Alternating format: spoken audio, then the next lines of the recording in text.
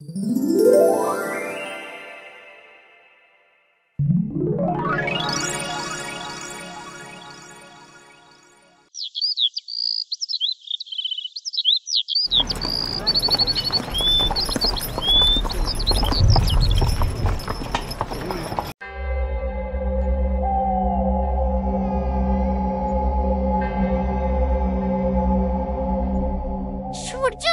অনেক সময় ধরেই তো আমরা কলমিলতাকে খুঁজে চলেছি।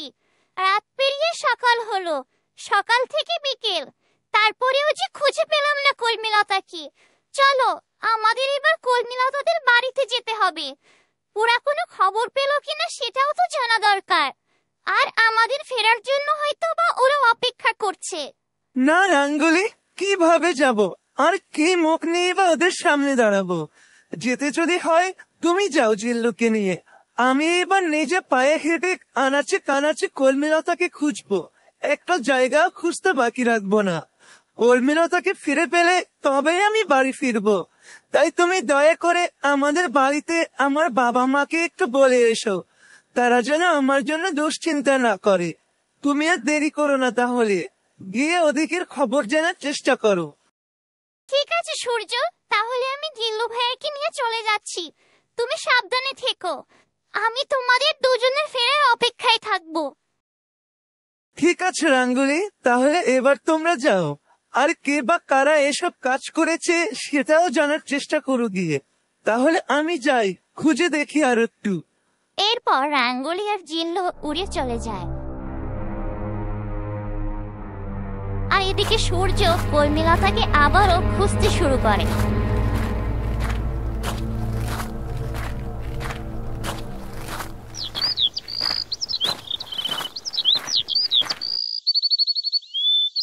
মেয়েটাকে নিয়ে এখন আমি কি যে করি?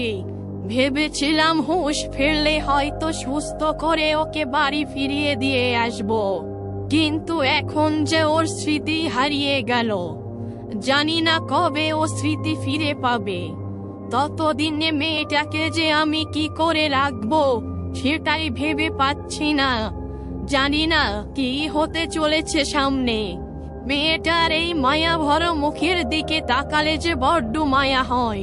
কেমন মায়াবী চোখ জোড়া, আর মুখখানাও কেমন মায়ায় ভরা। আজ থেকে ওকে আমি একটা নাম দিলাম। হ্যাঁ, আজ থেকে ওর নাম হলো মায়া। ও মেয়ে, শুনছো?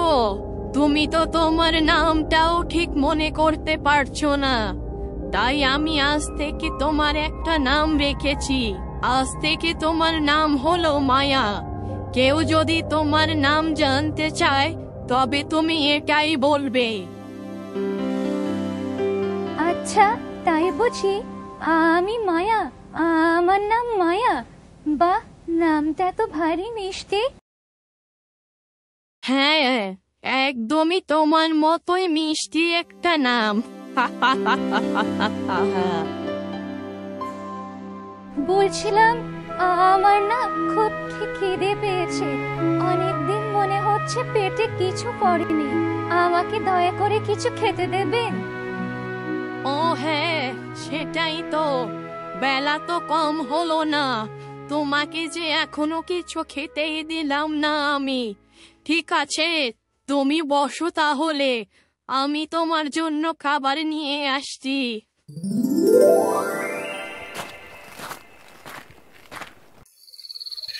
যাই তো, গিয়ে দেখে আসি মেয়েটার কি খবর। কিছুই তো জানা হলো না, কি করছে না করছে।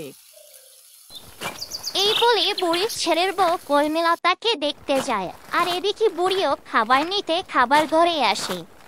ঘরে তো দেখছি কোনো খাবারই নেই। সবার খাওয়ার পর শুধু একজনের খাবারই পড়ে আছে, তাও কিছু ভাত মাত্র। যাই, এটাই না হয় মেয়েটাকে খেতে দেই। আমি না হয় এ বেলায় একটু পানি খেয়েই কাটিয়ে দেব। এই বলে বুড়ি খাবারটা নিয়ে কলমিলতার কাছে যেতে থাকে। আর এদিকে তার ছেলের বউ কলমিলতাকে দেখতে যায়। ও বাবা, মেয়েটা দেখছে একদম সুস্থ ঝরঝরে হয়ে গেছে। এবার তাহলে ওকে বিদায় করার সময়ও হয়ে এসেছে। যাই তো, একটু ওর সম্পর্কে জানার চেষ্টা করি। কোত্থেকে এসে জুটলো আমাদের বাড়িতে? এই যে মেয়ে, শুনছো? আমাকে কিছু বললেন বুঝি? হ্যাঁ, তুমি ছাড়া আর এখানে কেই বা আছে শুনি যে তার সাথে কথা বলবো আমি? যাক সে কথা, তা বলি, তা তোমার পরিচয় কি আর নামই বা কি শুনি? আমার নাম, আমার পরিচয়, ও হ্যাঁ, মনে পড়েছে। আমার নাম মায়া। হ্যাঁ, মায়া আমার নাম। বুড়িমা তো এটাই বললো। কেউ জিজ্ঞাসা করলে বলতে বলেছে আমার নাম এখন থেকে মায়া। বুড়িমা বলতে বলেছে মানে? সে তোমার নাম ঠিক করে দিয়েছে নাকি? তাহলে তুমি তোমার নাম পরিচয় কিছুই জানো না? ও মা, এ আবার কি অবাক কাণ্ড! না বৌমা, ওর নাম পরিচয় কিছুই জানে না। ও তার স্মৃতিশক্তি হারিয়েছে। আমি অনেক জানার চেষ্টা করেছি, তবে পারিনি কিছুই জানতে। তাই আমি ওকে একটা নাম দিয়েছি। আজ থেকে ওর নাম মায়া। মায়া, এই নাও মেয়ে, আমি তোমার জন্য খাবার নিয়ে এসেছি। খাবারটা খেয়ে নাও দেখি। কই দেখি, কি খাবার নিয়ে এসেছেন? আমাকে না জানিয়ে লুকিয়ে লুকিয়ে আমার খাবার ঘর থেকে ওই অপয়াটার জন্য খাবার নিয়ে আসা হচ্ছে বুঝি? এই বলে বুড়ির ছেলের বউ বুড়ির হাত থেকে খাবারটা ছিনিয়ে নিতে গিয়ে খাবারটা মাটিতে পড়ে যায়। এ কি করলে বৌমা তুমি? আমাকে বললেই তো আমি নিজেই ঢাকনাটা তুলে তোমাকে দেখাতাম। তুমি কি ভেবেছিলে আমি তোমার খাবার ঘর থেকে তোমার সরিয়ে রাখা সব ভালো মন্দ খাবার নিয়ে এসেছি, তাই না? আমি তো মাত্র আমার ভাগের খাবারটাই নিয়ে এসেছিলাম ওই মেয়েটার জন্য। তুমি তো তাও সব নষ্ট করে দিলে। এখন আমি কি করে মেয়েটার মুখে একটু খাবার তুলে দেব? ও হ্যাঁ, সেটাই তো দেখছি। তা আমি কি করে জানবো যে আপনি বেয়ারিশ মেয়েটার জন্য কি খাবার নিয়ে এসেছেন? আর আমি কি এসব ইচ্ছা করে করেছি নাকি? আমি শুধু এটাই দেখতে চেয়েছিলাম আপনি লুকিয়ে লুকিয়ে কি খাবার আনলেন। চুপ, একদম চুপ করো বৌমা। এখন আর তুমি কথা ঘুরিও না। ইচ্ছা করেই তুমি সব নষ্ট করেছো। এখন আবার ভনিতা করতে শুরু করেছো। যা করার তা তো তুমি করেই ফেলেছো। এখন আর এসব বলে কি হবে?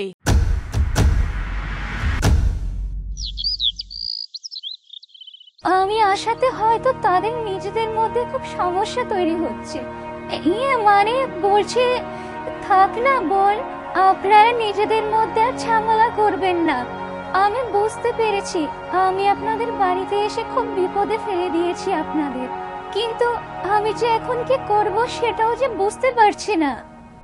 তা বুঝতে পারছো না নাকি বুঝতে চাইছো না? কোনটা?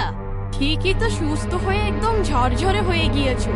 এখন ভালোই ভালো রাস্তাটা মাপলেই তো পারো। কে তোমাকে বসিয়ে বসিয়ে খাওয়াবে শুনি? আবার নাকি স্মৃতিও হারিয়ে বসে আছো।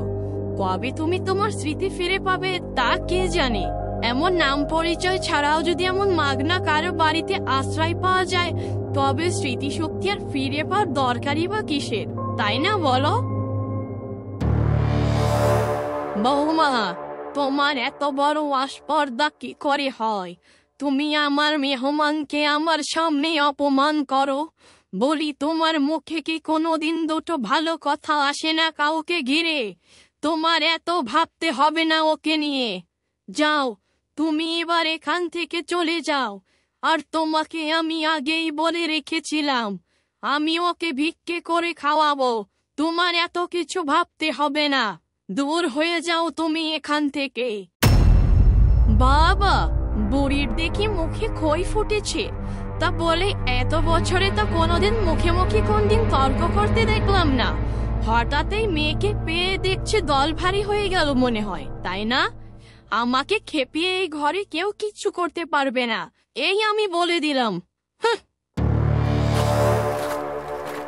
যাও যাও, যা পারো করো গিয়ে তুমি, কিন্তু আমি কিছুতেই আমার পথ থেকে এক চুলও সরে দাঁড়াবো না।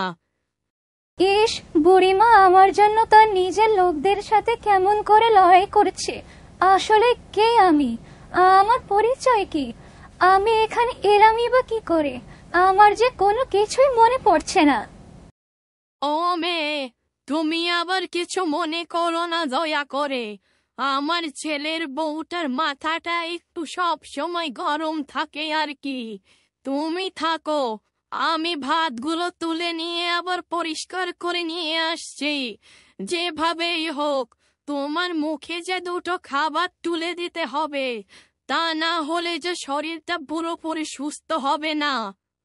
এরপর বুড়ি সেই পড়ে থাকা ভাতগুলো তুলে নিয়ে যায় ও কিছু সময় পরে কলমেলতার জন্য সেই ভাতগুলো আবার পরিষ্কার করে নিয়ে আসে। মায়া, ও মায়া, দেখো আমি তোমার জন্য আবার খাবার নিয়ে এসেছি। এবার জলদি করে টপাটপ খেয়ে নাও দেখি। কত বেলা হয়ে গেল এমনিতেই। বুড়িমা, আমি একাই খাবো বুঝি, তুমি খাবে না? না না মেয়ে, আমি খেয়েছি সকাল সকালেই। তুমি এত আমাকে নিয়ে ভেবো না। তুমি তাড়াতাড়ি খাবারটা খেয়ে সুস্থ হও দেখি। বুড়িমা, আমাকে মিথ্যে বলা হচ্ছে বুঝি? তুমি ভেবেছো আমার স্মৃতিশক্তি হারিয়েছে বলে এখন যা কিছু চোখের সামনে ঘটছে তাও বুঝি আমি মনে রাখতে পারি না? আমি তো শুনেছি তুমি তোমার ভাগের খাবারটাই আমার জন্য নিয়ে এসেছিলে। তুমি আমার জন্য কত কষ্ট করছো। তোমার নিজের জন্যই তো এই বাড়িতে টিকে থাকতে প্রতিনিয়ত লড়াই করে যেতে হচ্ছে। আমি যেটা বুঝলাম আর কি, কিন্তু তা সত্ত্বেও তুমি আমার মুখে কেন খাবার তুলে দিতে চাইছো? সত্যি কি মানুষ এত ভালো হয়? কে তুমি বুড়িমা, বলো তো? ওরে মেয়ে, আমি কে? আমি যে এক পাপিষ্ঠা, এক অভিশপ্ত নারী। আমার পরিচয় জানলে তুই যে বড় আতকে উঠবি রে। তাই তো আমি তোকে সেবা সুস্থতা করে একটু হলেও আমার পাপের বোঝাটা হালকা করতে চাইছি। বুড়ি মনে মনে এসব কথা ভাবতে থাকে আর হঠাৎ করে সে কান্না করে ফেলে। না জানি কার বুকের ধন আমার বাড়িতে এসে পড়েছে। ওর এই মিষ্টি মুখখানা দেখে যে মুহূর্তই আমার কষ্টটা কেটে গেল। তুই সত্যি মানুষের মন জয় করে নিতে পারিস রে মেয়ে। তুই তাড়াতাড়ি সুস্থ হয়ে তোর মায়ের কোলে ফিরে যা, আমি এটাই চাই। কি গো বুড়িমা, কি এত ভাবছো বলো তো সেই তখন থেকে? বলো তো, চলো আমরা একসাথে এবার খাবারটা ভাগ করে খেয়ে নিই। তোমারও নিশ্চয়ই খুব খিদে পেয়েছে। এতক্ষণে আমি ঠিক বুঝতে পারছি তোমার মুখখানা দেখে। ওরে আমার দরদি রে, আমার জন্য কোনোদিন কেউ এতটুকু ভাবেনি। কোনোদিনই আমি কারো থেকে এতটুকু আশা করতে পারিনি। ভালোই হলো তোকে পেয়ে, যেন শেষ বয়সে মনে হচ্ছে আমার কেউ সঙ্গী পেলাম। রক্তের কেউ আমার জন্য এতটুকু করেনি। আর এদিকে সারা জীবন ছেলের বউয়ের জন্য কত খেটে মরলাম, কিন্তু কোনোদিনও তার মুখ থেকে দুটো ভালো কথা শুনতে পেলাম না।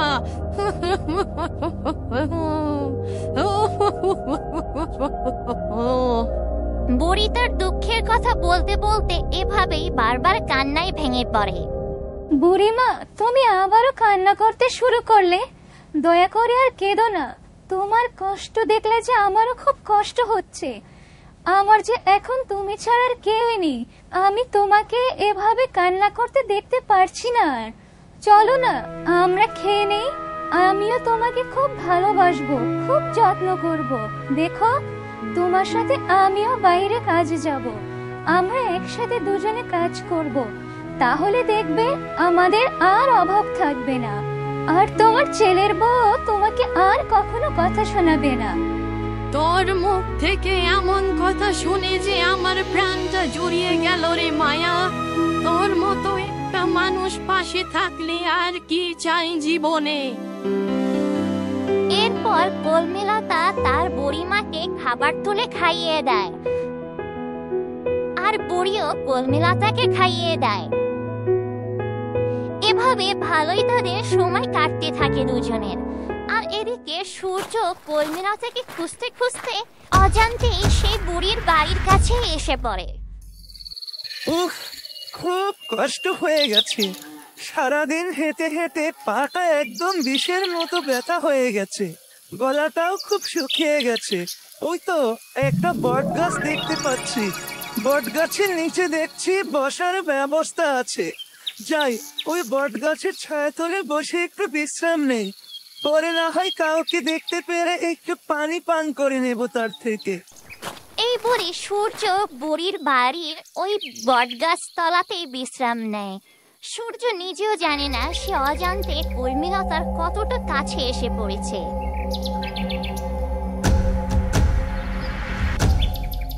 বন্ধুরা, সূর্য কি এবার কলমিলতার দেখা পাবে, নাকি এত কাছে এসেও আবার অজান্তেই তাকে ফিরে যেতে হবে?